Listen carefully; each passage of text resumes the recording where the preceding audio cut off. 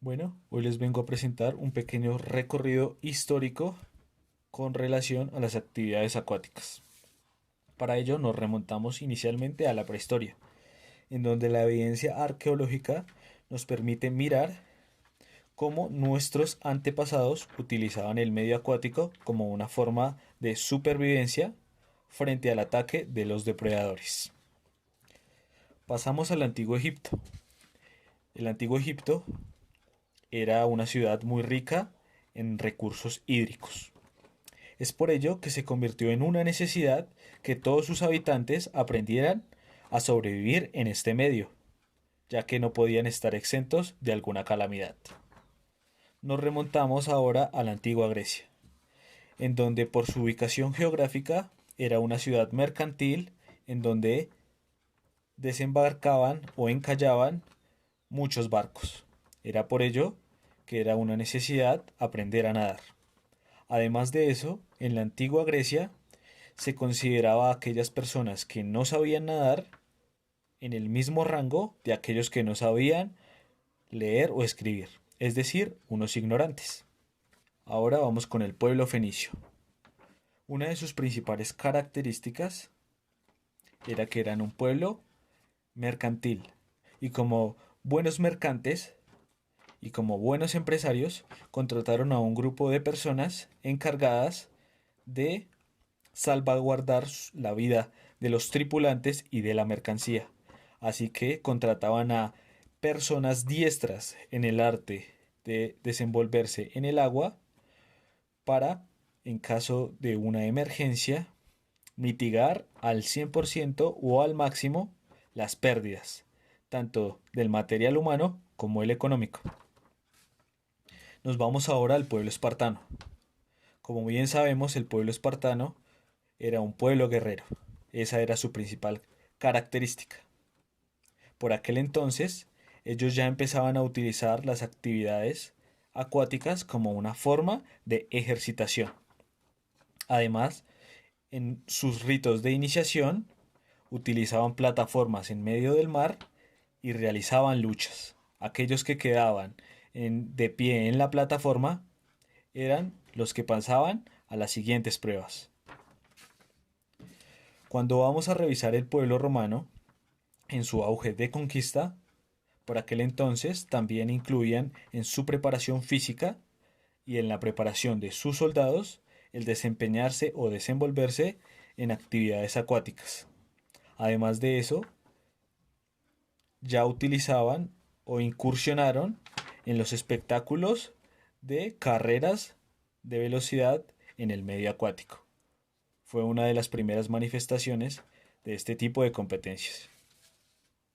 Cuando nos remontamos al pueblo nórdico, un pueblo situado también a orillas del mar, incluían en su preparación y en la preparación de sus infantes el aprender a sobrevivir en el medio acuático, además de ser precursores de muchos ataques sumergidos debajo del agua.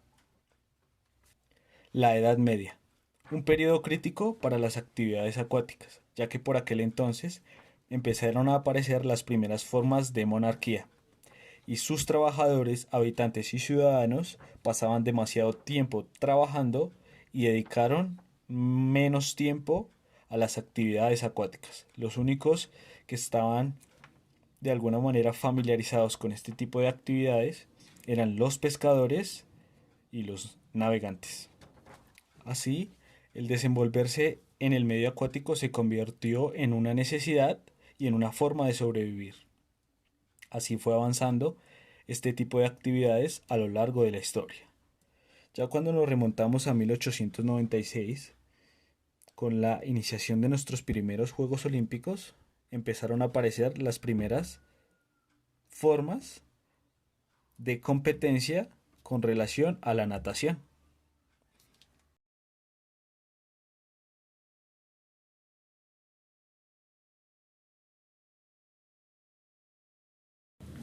Saludos comunidad de la Universidad Uniminuto. Aquí les habla el profesor David Maecha, experto en deportes olímpicos. modernos acuáticos. Voy a hablar de 6 modalidades y sus características para que puedan conocerlas un poco mejor. La primera, lógicamente la natación, la comprenderemos como competencias de velocidad en distancias establecidas. Tenemos estilo libre, mariposa, espalda y brazadas, también combinadas y por relevos. Tendremos competiciones entre los 50, 100, 200, 800 y hasta 1500 metros. También voy a hablar de otra modalidad, la número 2, aguas abiertas. Serían unas competencias de natación que realizaremos en cielos abiertos, como en mares, ríos, lagos, no en piscinas. Y tendremos competencias entre los 5, los 15 y los 25 kilómetros. También tenemos el waterpolo, que es una modalidad que trabajaremos en equipos de 7 jugadores y donde es muy parecida al fútbol. La finalidad es anotar el mayor número de goles en el arco contrario.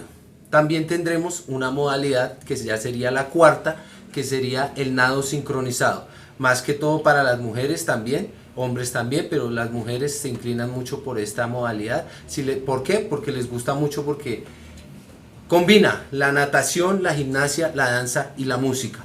Para aquellos compañeros que son más arriesgados, que tienen el coraje de saltar desde una plataforma de 10 metros haciendo elementos de gimnasia y llegando al agua en un clavado, tendremos también la modalidad de clavados con saltos ornamentales. Y también para aquellos que les gusta, esa sería nuestra quinta modalidad. Y para aquellos que les gusta un deporte de resistencia y de alta exigencia en resistencia física y psicológica, tenemos el triatlón, una modalidad que combina 3 deportes: la natación, el ciclismo y la carrera a pie.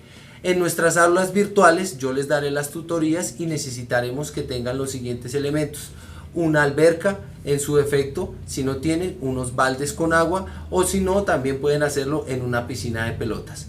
Saludos, queridos alumnos, y los espero en nuestras aulas virtuales.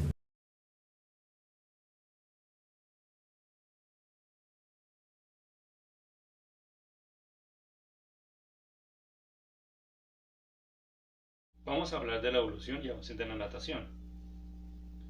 En el año 5000, en Egipto, ellos participaban en estas justas y, para no ser olvidados, las plasmaban o las pintaban en las rocas.